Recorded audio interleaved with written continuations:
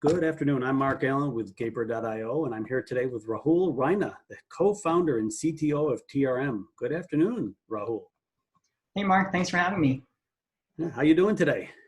Doing great, and just in my house, like everyone else. But wow, look at you! Got a heck of a backyard in your house. Let me tell you.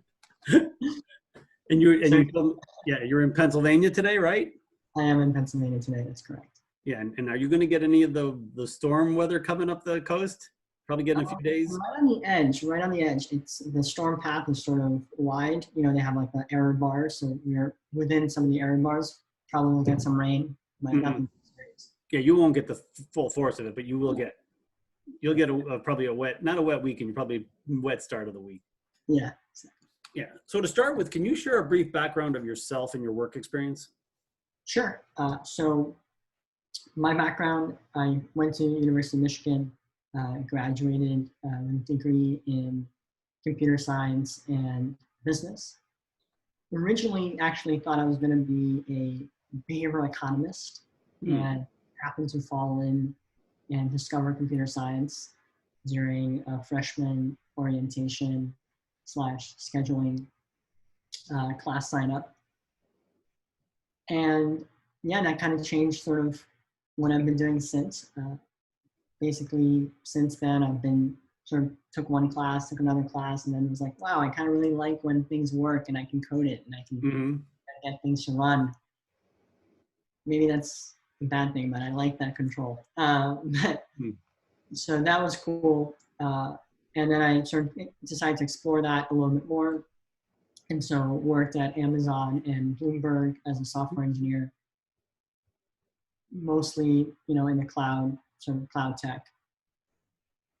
And then really realized after those two internships that, while I enjoyed being a computer programmer, I didn't really enjoy it as like my full-time job per se. I felt like I had more to contribute, ideas to bring to the table. And so I decided to, and I sort of always had this poli-sci and behavioral economics sort of side of me, which sort of, I guess, plays out why I ended up in crypto to some degree.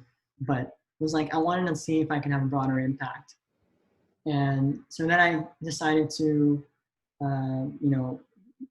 start my own company while in college. It was basically called MealJet. And you can think of it like Uber Eats before Uber Eats existed. So Ann Arbor, super cold, right? You got the dust, you got the snow, and you just want that bowl of Chipotle. And you don't want to walk down the street. And we were like, well, why can't we deliver?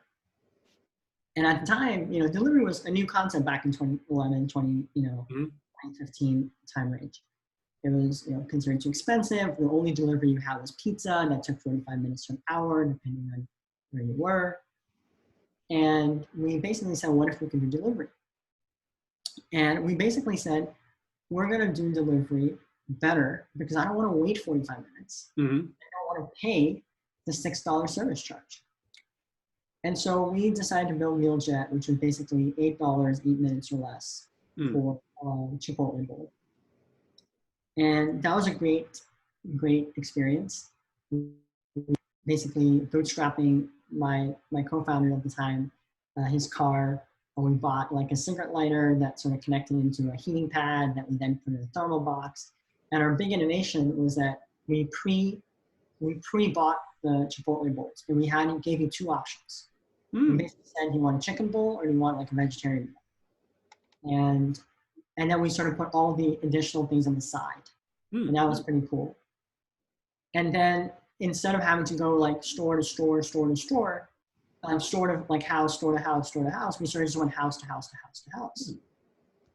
And that allowed us to go super fast. And we were so fast that one person ordered, we turned up, the guy's in his towel because he thought he was going to go take a shower by the time the delivery came. And so that was a really great experience. And that's sort of really when I understood how to build a business from 0 to 1. In college, you kind of learn how to like build these toy projects, these toy programs, but there's nothing like a startup and having a real project to sort of build something end to end and have to figure out everything and see how it all fits together. And so that was a really great learning experience both as an engineer and as an entrepreneur. My co-founder and I decided not to sort of continue that after sort of senior year, and we both decided to sort of go, this is the Midwest. I didn't know enough about Silicon Valley at the time. I had applied to Y Combinator, but we got a response, we got rejected. But I didn't have the vision, I didn't have the boldness to say I could really build, we were too worried about unit economics, right? And how will delivery unit economics work? And if I look now at DoorDash and some of these companies, right, they're they don't care about unit economics, just grow, and then you figure it out. We didn't have that sort of mindset at the time. So anyways, we realized that this might not be a good business. You don't want to sacrifice your career on this. So we went more conservative, and I decided to join a management consulting company called McKinsey to basically do consulting. And that was a great experience. Got to travel the world. Really enjoyed it. And that's where I met my co-founder and my current co-founder on a really cool project in Mexico City where we're building basically the technology, the digital technology to power the world's largest and fastest growing youth employment nonprofit. And so that was a cool sort of experience. That's where I met my co-founder. And it's rare to find people that are technically savvy, but also business minded. Yes. And that's a super rare combination. So we sort of gelled.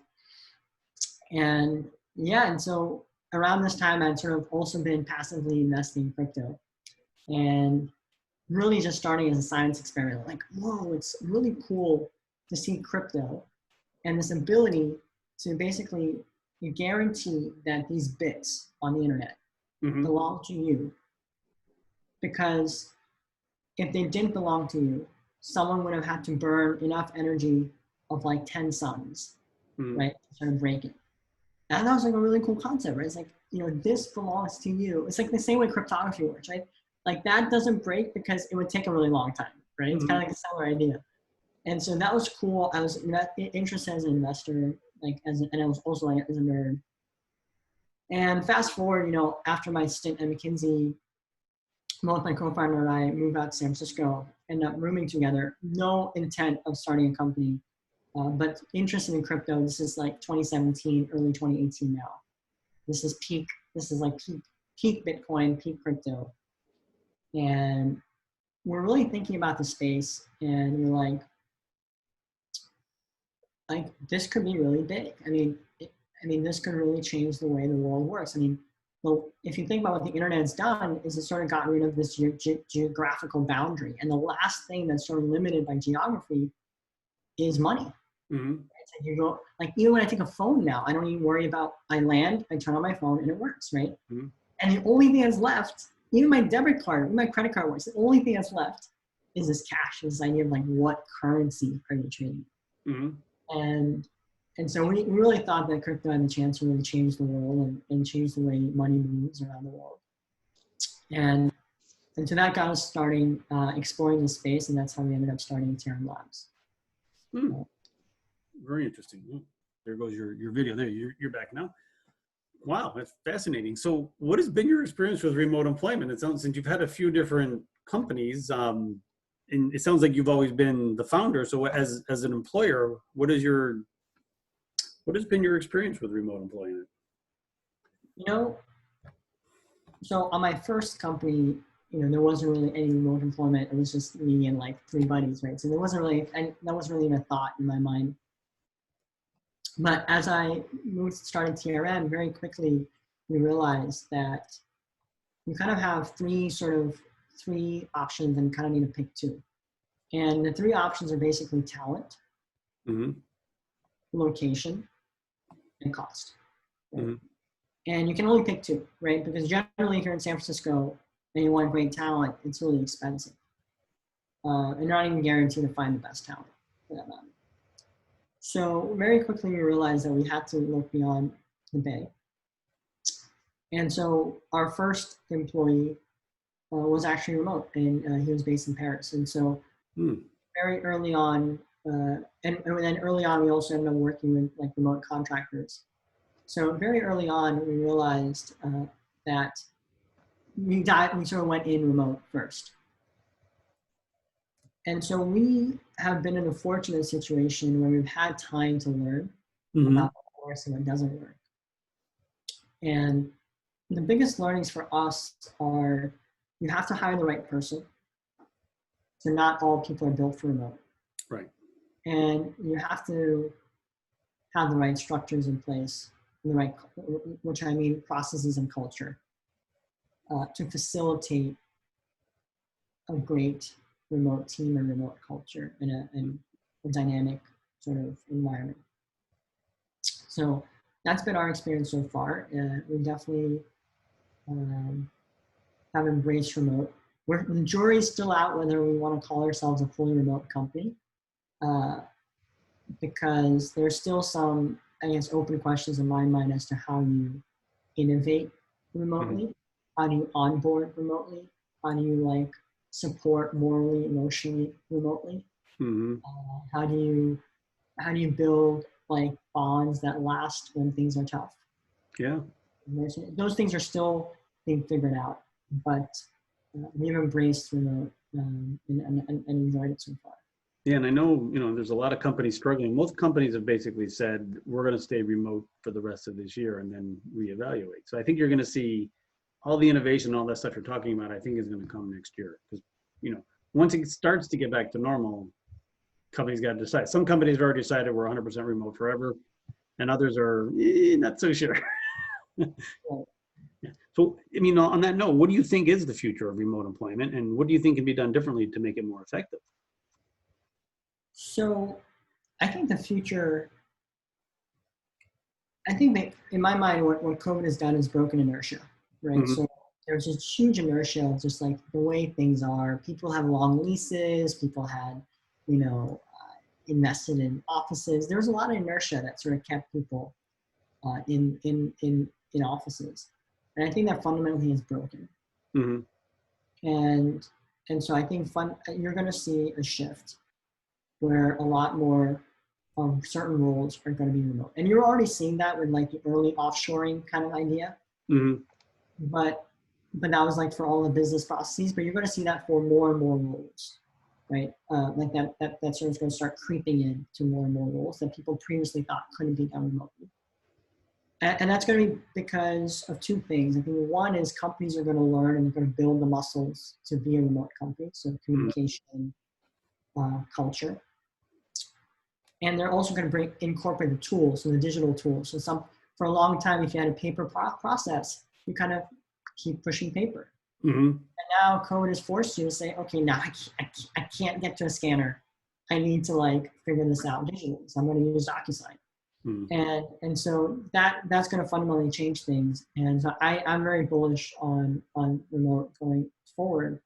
I just don't know how far it goes. I think there's going to be, in my mind, I think the best way it's going to work for the most creative companies, I think, is going to be a hub model where you're going to have hubs all over the world, and people have the option to sort of come in, and work sort of 2 days a week in person, 3 days a week remote, and I think that could be pretty powerful. Yeah, I think so. Which we're calling the hybrid model. I think that my gut feeling is the same as yours. That's what will come out of this. And then you won't have a signed desk. You'll have, when the finance people to get together, here's the area of the building where you guys hang out. Yeah, no, I agree. I think it's kind of exciting. Yeah, I think it reminds me a lot about consulting. I mean, when I was a consultant, you're only in the office like 1 day a week, right? Because you're on the road for 4 days. And that 1 day a week was a great way to connect with your colleagues, right? You'd have the coffee chats, you'd have the lunch together, and you would also work with your team. And I thought that was a pretty interesting model. Everything was a hot desk except maybe the more senior folk had an office. But yeah, I definitely think that's going to be some part of our future. Yeah, and if you're working a consultant and you were in the office 2 days a week, they weren't too happy about it. They want you billable. So, well, let's talk about TRM now. what is it? What is your actual product? Who's your target audience? All those things, and where you see yourself going in the future. Yeah. So TRM, what we do is we build software that prevents money laundering for cryptocurrencies, right? So Bitcoin is probably the most popular one you've heard of. And so people ask me, well, what is money laundering? And money laundering is basically people using, trying to basically convert illicit proceeds and make them look legal. Mm-hmm. So you have sold drugs to earn like dollars, and now you may want to go to a bank and deposit in an ATM so that, you know, no one knows now where that came from, right? It's just another dollar in the system. And so money laundering is a problem in the world today. And as the world increasingly goes into what I would say the new financial future built around sort of cryptocurrencies, that same problem exists, right? Mm-hmm. And so what we do is we basically build software that helps companies prevent money laundering and fraud as it pertains to cryptocurrencies. And so who are these people, right? Who are these people that have to use this? And our customers are basically, you know, governments that are trying to audit, right? Their financial service providers and financial institutions, so banks, exchanges, custodians. Mm-hmm. And then you have sort of the service providers for these people. So lawyers, accountants, right? They need a way to audit, you know, so when you say my books are good, what does that mean, right? There is someone called KPMG or PwC that's going in and like they have some software to audit the fact that, you know, the $100 is actually the $100 in your bank. Mm-hmm. And you're going to need, like, now if all your money's on the blockchain, how are you as a lawyer or a auditor going to use this? So that's sort of like what we do is we build software that helps people prevent and detect money laundering for crypto. But sort of where we think this is going and really where we see ourselves is sort of everybody's going to be, anyone that uses or moves money is going to be a customer of TRM. Mm.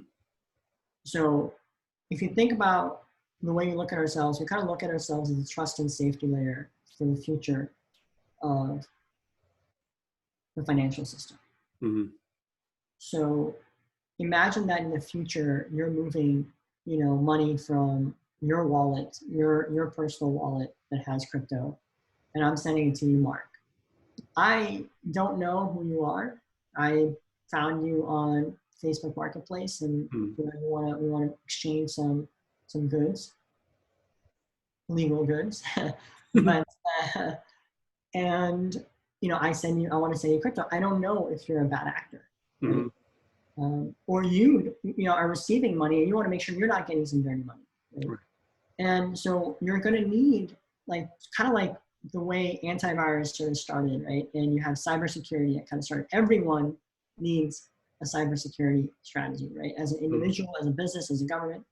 I kind of view the same thing as the money moves to the internet. Everyone is going to need to have a trust and safety strategy for how they move money. And so anytime money moves, you know, hopefully TR will be there to sort of keep you safe and make sure that, you know, we're minimizing the bad actors and maximizing the benefit for the good actors, while, you know, making sure people get the most privacy possible. Yeah, and do you foresee it being like you have a do not do business with list, something like the do not fly list? Is it like that, or is it more just kind of overseeing the transactions to make sure everything's?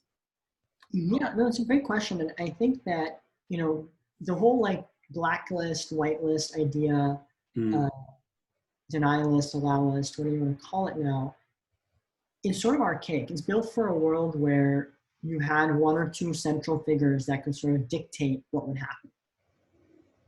That doesn't work on the internet. I can create an IP blacklist, but it doesn't really do me any good. Right. And so the world has to change because the world is going to be more private, and it's going to be also on the internet. So it's being truly distributed. You're not going to have as many central nodes as we have today. There will definitely be some central nodes, and that's definitely going to be there for a lot of different reasons. But it's definitely going to be more peer-to-peer.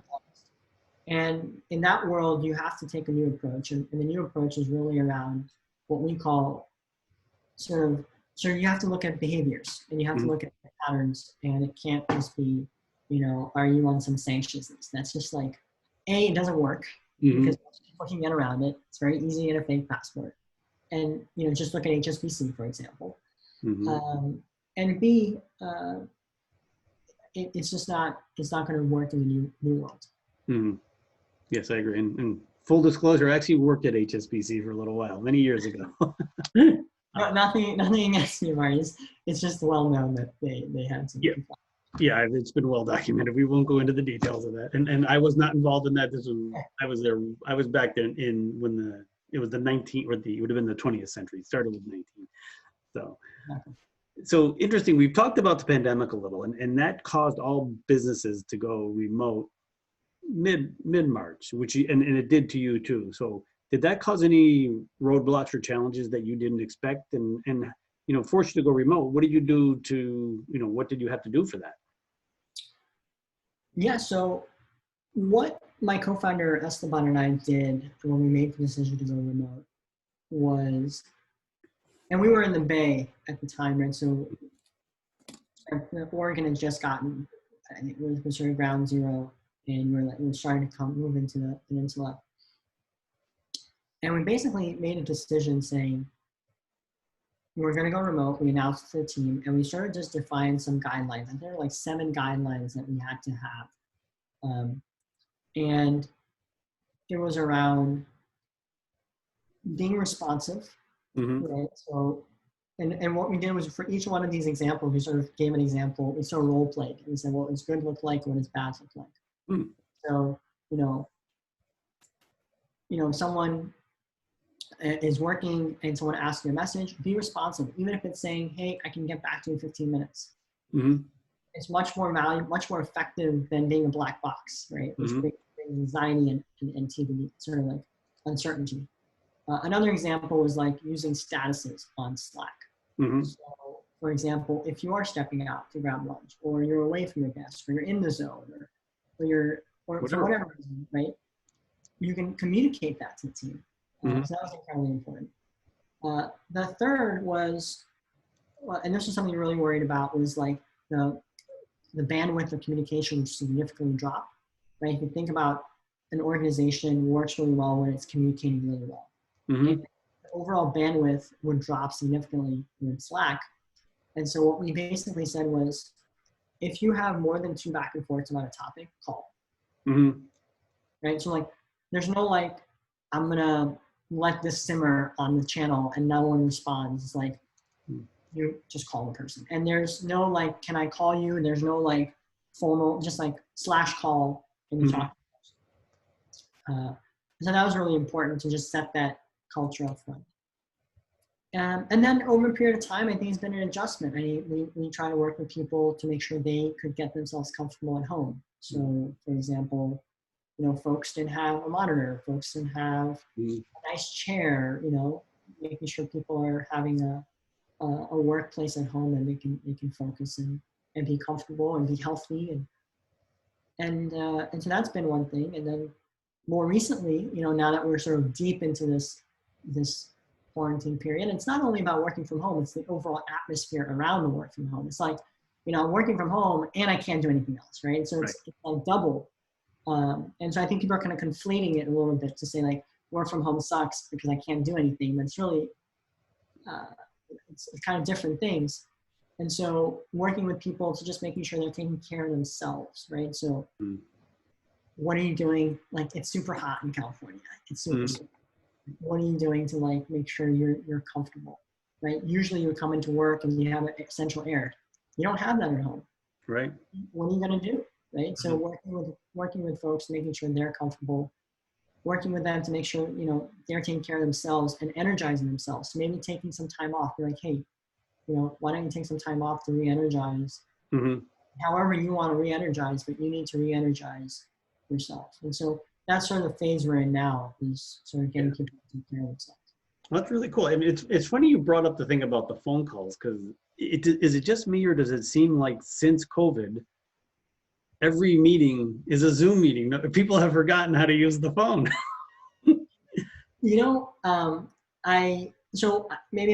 So we use Slack, and Slack has a call feature, and by default, so it's sort of kind of like a phone call on your computer, and so yeah, I mean we don't really go on video as much, because most of the time the bandwidth sucks, and half the time you're sharing your screen, and that just creates more frustration than anything. So we generally have the voice with the screen share, and that's been super effective. Yeah, but it does seem like everything, I mean, in my world, it seems like everybody just wants to do Zoom calls now. They don't want to just call and talk for 5 minutes. Yeah. So interesting. So, well, to finish, there's companies like Gabriel that help develop, build, and scale products, especially for startups like yourself. How important do you think that will be going forward for startups that need to hire, specific talent? And your company does need specific talents. Cryptocurrency is a very specific skill set, and they need to hire them in a hurry. Yeah, I think it's super. I think it's gonna be super valuable to have folks. Like I said early on, hiring remote is 50% the company, but also 50% the individual. Mm-hmm. And having people who know what it takes to be successful in a remote environment and can sort of help you with that process, I think, is definitely going to be valuable. Yeah. Well, Rahul, this has been great. I want to thank you for your time today, and want to wish you a great night, great weekend. It's almost here. Stay out of the rain. I know it's coming your way. Sounds good. Thanks, Mike. All right. Have a great night. Cheers.